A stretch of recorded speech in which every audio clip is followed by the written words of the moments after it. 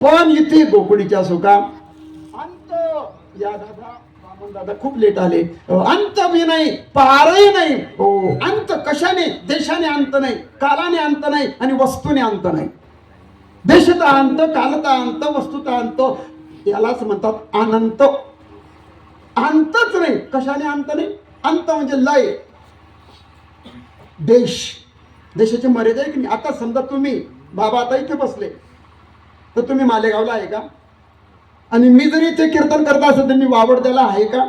जळगावला आहे का? देशाचा अंत म्हणजे देश. मी एका ठिकाणी जर असेल तर मी दुसऱ्या ठिकाणी राहू शकत नाही. पण इथे असं आहे, भगवान जिथे असेल, भगवंताला कोणताही तीनही कालाचा बाध होत नाही. देशाने नाही, कालाने नाही आणि वस्तूने नाही. देश काळ वस्तू मावळला भेद. प्रमाण चालू होतं सकाळी काहीतरी चालता बोलता, कालचीच गोष्ट होती महात्माजी.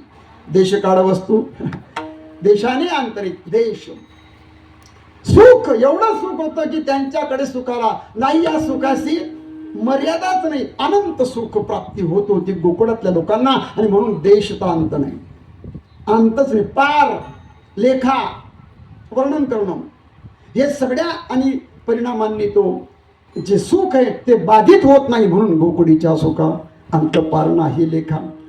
काय झालं असं? बाळकृष्ण नंदाधरी, बाळकृष्ण नंदाधरी, बाळकृष्ण नंदाधरी, बाळकृष्ण नंदाधरी. नर नरी नर नरी, बाळकृष्ण नंदाधरी, बाळकृष्ण नंदाधरी.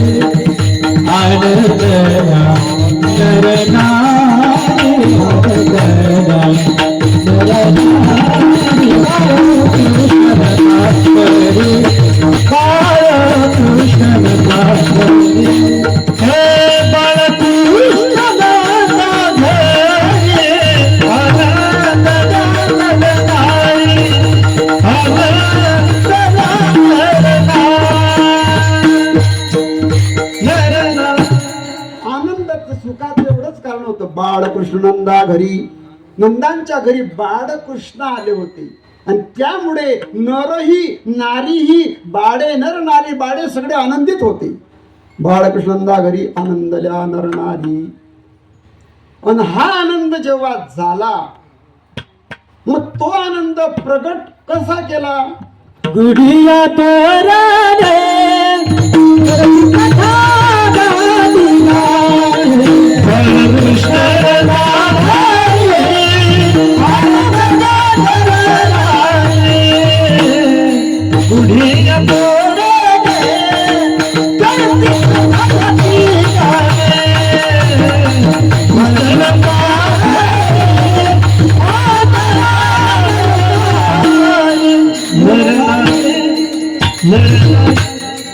त्यांनी काय केलं मग? आपल्या प्रत्येकाच्या घरी गुढी उभारली. गुढिया तोरणे, घराला तोरण बांधलं, गुढी उभारली.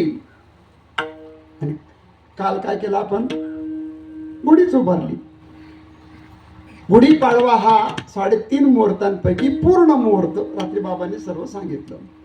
आणि अशा या गुढी पाडव्याच्या शुभ अशा मुहूर्तावरती आपला हा सप्ताह चालू आहे.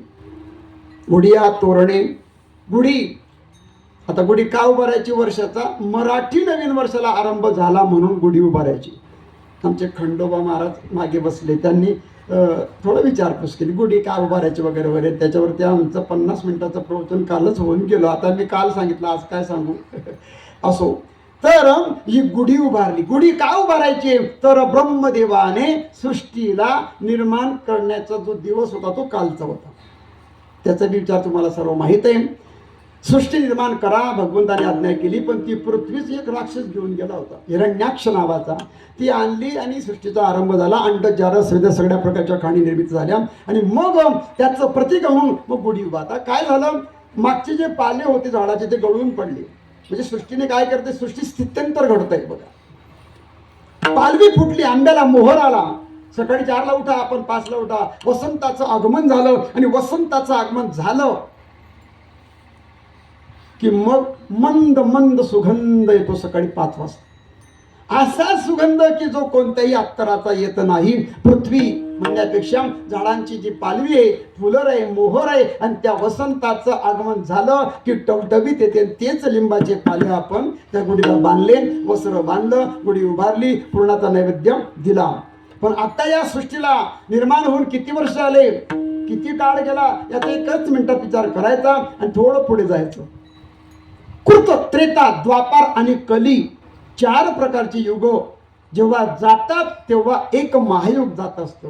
71 महायुग गेले की एक मनवंतर होत असतो. 14 मनवंतर गेले की ब्रह्मदेवाचा एक दिवस होत असतो. 360 दिवस जेव्हा जातील तेव्हा एक वर्ष ब्रह्मदेवाचं होतं. आणि असे 50 वर्ष गेले की एक परार्ध होत असतं. आणि असे अजून 50 वर्ष गेले की 2 परार्ध आयुष्य ब्रह्मदेवाचं आहे. विठोबा विठोबा.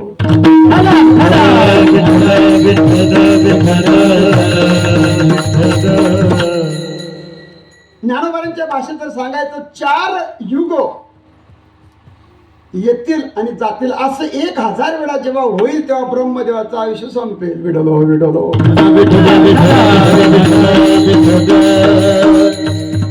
माऊली म्हणतात एका दिवसात ब्रह्मदेवाचे 14 इंद्र येतात सत्तेवरून आणि जातात. देहाचे पुरंदर 14 जाती.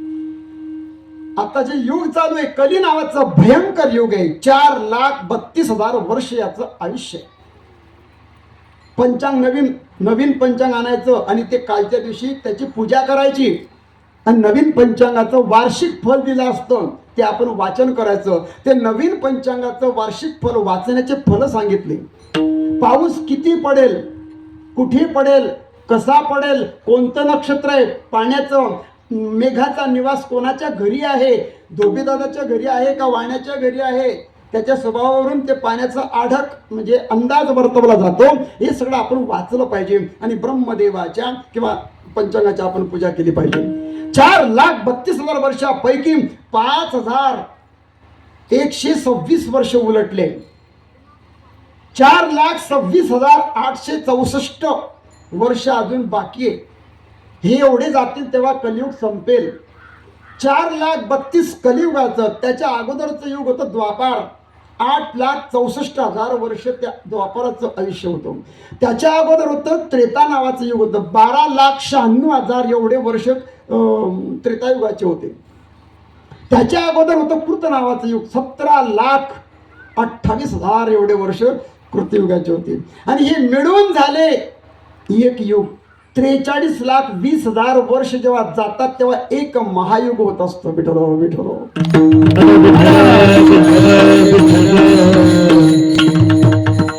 आता काय चाललं तेवढं बोला आणि पुढे चला. आता 50 वर्ष पूर्ण झाले ब्रह्मदेवाचे बरं का. 50 वर्ष पूर्ण झाले ब्रह्मदेवाच्या. 51व्या वर्षाचा पहिला दिवस चालू आहे. त्या पहिल्या दिवसाचा पहिला पक्ष, पहिला महिना पहिला पक्ष म्हणजे मध्य शुद्ध आणि पहिल्या पक्षाचा आणि पहिला दिवस आहे. त्याच्यात 43 घटिका आणि 20 पड झालेले आहे. 3 अक्षर आता चालू आहे. आता एवढं आता जाऊ दे, तिकडे जायचं नाही आपलं, पण एवढं हे चाललंय. आणि आता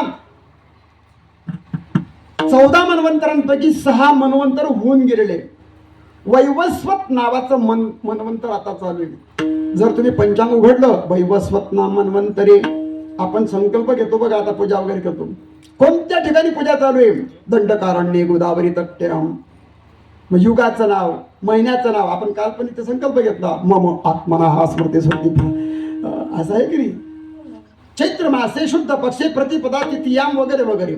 आणि मग वैवस्वत नावाचं मनवंतर चालू आहे. आणि त्याच्यामध्ये जवळजवळ 6 झाले, 7वं हे चाललंय. आणि त्या मनवंतरामध्ये 27 महायुग संपून गेले आणि 28वावं महायुग आता चालू आहे. आणि 28व्या महायुगामध्ये म्हणजे 27 महायुगापासून भगवान विटेवर उभे आहे.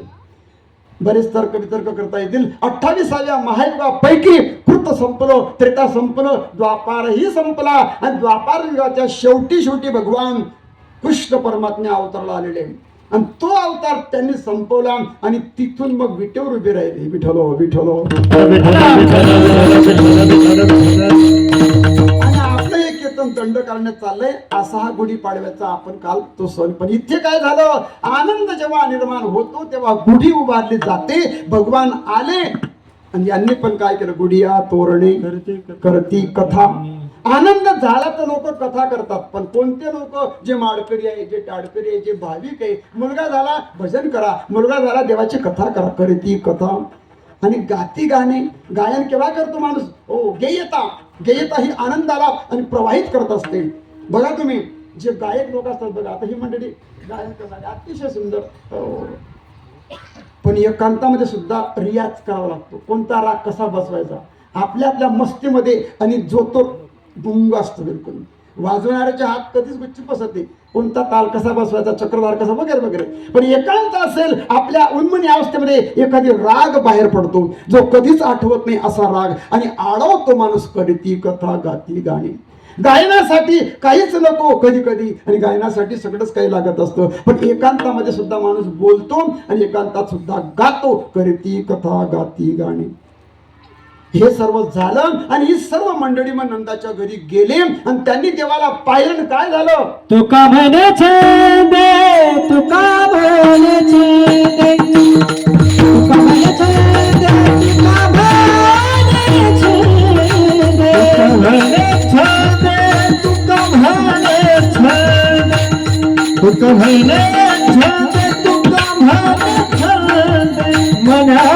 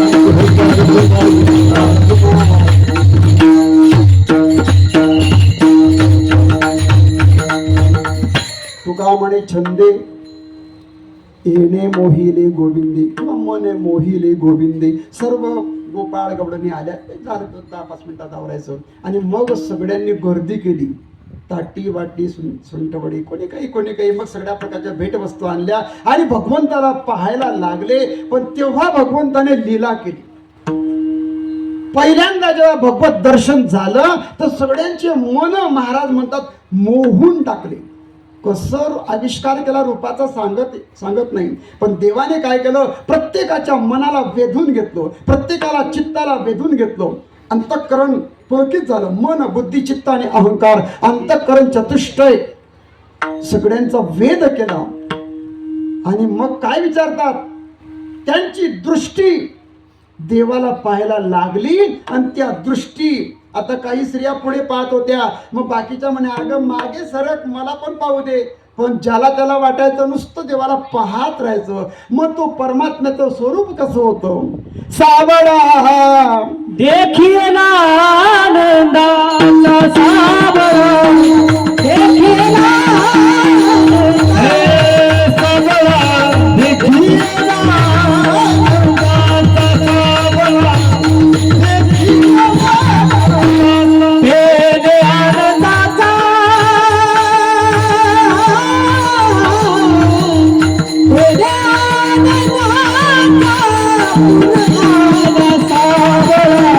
भेद आनंदाचा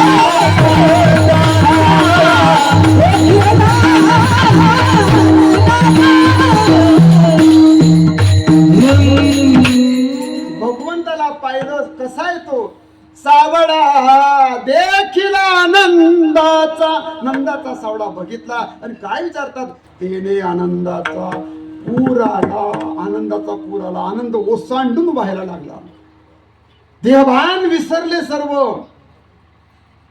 कोणी तिथून नजर आपली काढायची आणि यांना पाहायचं कोणतीच वस्तू पाहायची इच्छा उरली नाही आणि मग त्यांचा संवाद झाला ती म्हणते सरक मागे ती म्हणते काय सरक आता माझी दृष्टी काही तृप्त होत नाही तृप्ती भुकेली काय करू माई जीवन कैसे तानेच होत आहे मन धाय माझं मन आता याने जखडून टाकलं आणि मग सगळ्या भेटवस्तू आल्या आणि भगवान आणि मग नंदराजाच्या आणि त्यांना यशोदा म्हणतात की आता तुम्ही त्याला झोपू द्या जा तुम्ही घरी म्हणे काय जायचं घरी कोणासाठी जायचं ज्याच्यासाठी आम्ही इथे आलो तोच आम्हाला प्राप्त झाला आता आमची इच्छा कुठेच जायची इच्छा राहिली नाही म्हणे तुमच्या घरी मुलं आहे लहान लहान लेकरं आहे कशाची मुलं कृष्ण माझी माता कृष्ण माझा बहीण बंधू चल सगळं आमचं आहे आता जायची गरज नाही आणि मग काही गेल्या मग घरी गेल्या भगवंताला आता पुढे जास्त काही सांगायचं नाही नाव मागू घातलं वगैरे वगैरे मग ब्राह्मण आले नंतर पुतना मावशी आली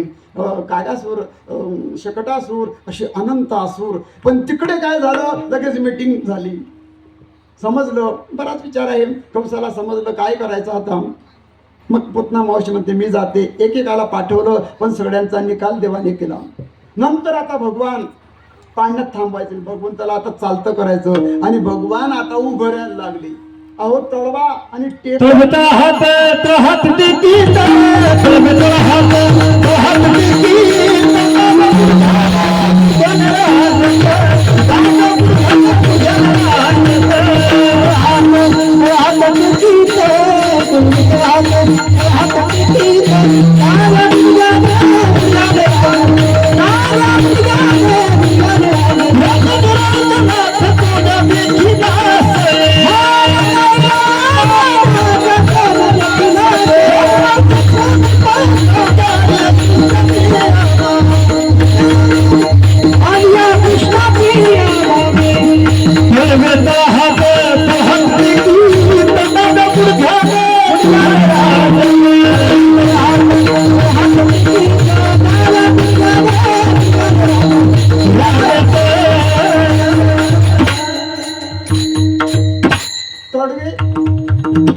पंजा टेकला आणि गुडगोड का टेकला बराचसा भाव सांगितला हात का टेकला फक्त जी पृथ्वी आली होती कराने घेऊन तिला शब्द दिला होता तू जा चिंता करू नको आता मी येतोय आणि हे त्या पृथ्वी मातेला सांगितलं तुला माझा आशीर्वाद आहे आता मी आलोय जेवढे उत्पात होतील तू चिंता करायची नाही आता तुझ्यासाठीच आलो म्हणून तुला आशीर्वाद दिला विठोलो भगवान मग बसायला लागले होता होता चालायला लागले आणि यमुनेच्या काठावर बसले सवंगडी आणि भगवंताच्या मुखात देवाने माती खाल्ली आणि काही मुलांनी पाहिलं ते यशोदा मैयाला सांगायला लागले मुले सांगता ती माती खातो गे श्रीपती आणि मग विचारलं कृष्णा कन्हैया आता त्यांचं नाव ठेवलं की गर्गाचार्य आले आणि गर्गाचार्याने नामकरण सुद्धा केलं जो आकर्षित करेल तो हा कृष्ण आहे आणि बलात आधिक्य म्हणून हा बलराम आहे विठ्ठल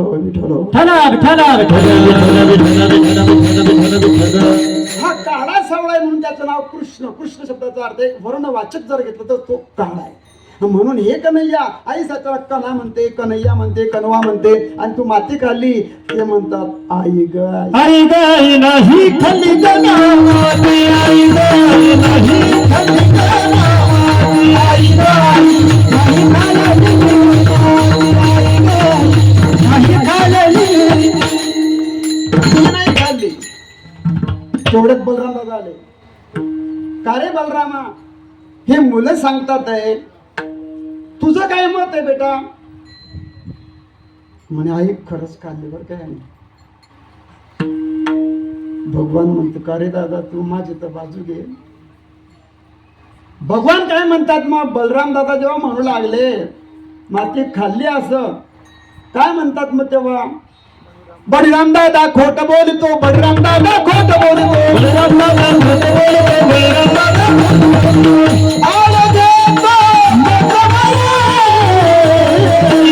आई ग आई नाही खाल्ली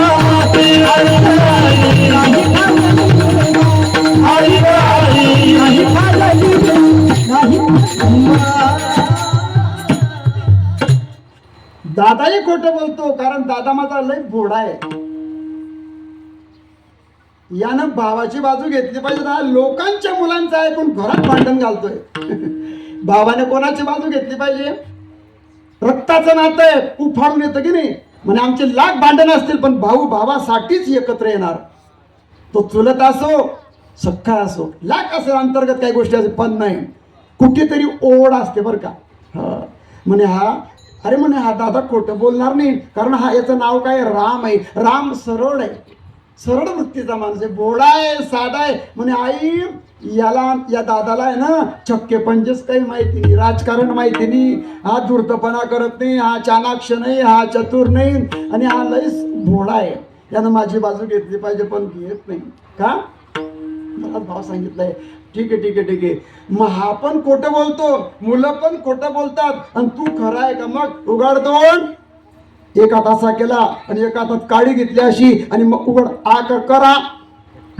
आणि काय केलं, हा केलं, काय दाखवलं. अनंत ब्रह्मांड उदरी, अनंत ब्रह्मांड उदरी, अनंत ब्रह्मांड उदरी, अनंत ब्रह्मांड उदरी,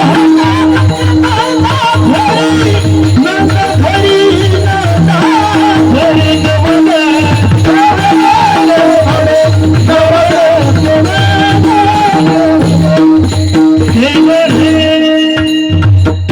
नवदा एवढं नवल दाखवलं. एक नाही दोन नाही, अनंत ब्रह्मांड ज्याच्या उदरामध्ये आहे. आणि देवाने थोडस आता याला दाखवतो मी कोण येतो. तोंड उघड, तोंड उघड. तुला मी सामान्य वाटलो का. देवाने काय केलं, आपली वैष्णवी माया थोडी बाजूला केली आणि आत गेली, आत गेली. आपण बी आत जा बरं का. आत म्हणजे ध्यानात जा, ध्यानातच जायचं. आता परमार्थाची अंतिम अवस्था आहे, ध्यान करा. रोज ध्यान करायचं, ध्यानात जायचं. बहिर्मुख इंद्रिय अंतर्मुख करायची वेळ आता आली आहे. 60, 65, 40 वर्षापासून कीर्तन चालले, 50 वर्षापासून परमार्थ चाललंय, पण आत जावं लागेल. जो आत जाईल तोच जाईल. जाईल म्हणजे जाईल म्हणजे देवापर्यंत जाईल. इथे काय झालं, आत प्रवेश केला आणि आत पुन्हा एक गोकुळ दिसलं. अनंत ब्रह्मांड, सूर्य चंद्र मेघ चंद्र तारांगणे नद्या नाले सर्व पाहिले. तिथे गोकुळ पाहिलं, तिथे एक यशोदामय्या पाहिली, आणि तिथेही भगवान छोटासा आणि तसाच आत तोंड करतोय. आणि त्या तोंडामध्ये पुन्हा अजून सगळं पाहत गेले. अरे काय पाहते मी, हा माझा लेक आहे का, म्हणजे आमची खानदेशी भाषे, माझा लेक आहे का, माझा बाळ आहे का. असा कसा बाळ आहे, इतकं काय याच्या तोंडामध्ये भरलंय. ओ हो हो. आणि तेवढ्यात भगवंतानं बघितलं, आता जर हिला कळून गेलं की मी काही हिचा कन्हैया नाहीये, मग ही काय करेल, मी देव आहे, भगवान आहे असं कळालं की मग ही प्रेम करणार नाही. आणि हिचं मातृत्व, हिचं वात्सल्य प्रेम मला संपादन करायचंय. म्हणून आता पुन्हा ती माया सांगितली, आता तू प्रभाव टाक. आणि त्या वैष्णवी मायाने पुन्हा प्रभाव टाकला आणि मग भानावर आली, विठ्ठलो विठ्ठलो. कृष्णा डोळे तोडले असे, भाऊ तुझ्या तोंडामध्ये मी काय बघितलं. म्हणे काय बघितलं. म्हणजे हे बघ माझं तोंड एवढंसं तोंड होतं, 1-2 दात आले होते, जीभ होती, सगळं काही होतं.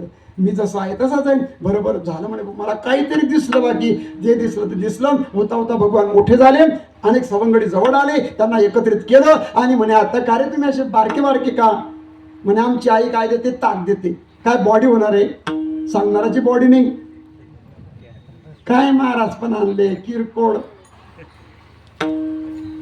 बारके बारके सगळे, बस अशीच बारके गायनाचार्य मी सगळे भगवंताने त्यांना बोलवलं. का रे तुम्ही असे बारके का, काय करतो का नाही, या तुमच्याकडे काही कमी आहे का, खायला प्यायला आहे की नाही. अरे भरपूर आहे, दुधाच्या खूप भांडे भरलेले. पण आमची आई काय करते, सगळं काढून घेते, लोणी ते ताक देते, प्या भाऊ ताक. ताकाने कसं काय बॉडी होईल. बरं बरं बरं बरं मी देतो तुम्हाला. म्हणे तू कसं काय देशील, चोरी करू आपण. अरे कृष्णा कन्हैया, माझा बाप माडकरी आहे, माझे दादा प्रवचन करता बरं का, आमच्या घरात कोणी चोरी करत नाही भाऊ, असं काही करू नका. अरे तसं नाही, आपण दह्या दुधाची चोरी करणार. आणि मग तेव्हा सगळ्यांना बरोबर घेतलं. एकाच्या अनंत घरी जायचं, दुधाच्या पालथ्या करायच्या, खायचं प्यायचं, बरंच तुम्हाला माहित आहे. आणि हे सर्व झालं आणि यशोदामय्याकडे लोक यायला लागले. गवडणी आल्या, यशोदे भोवती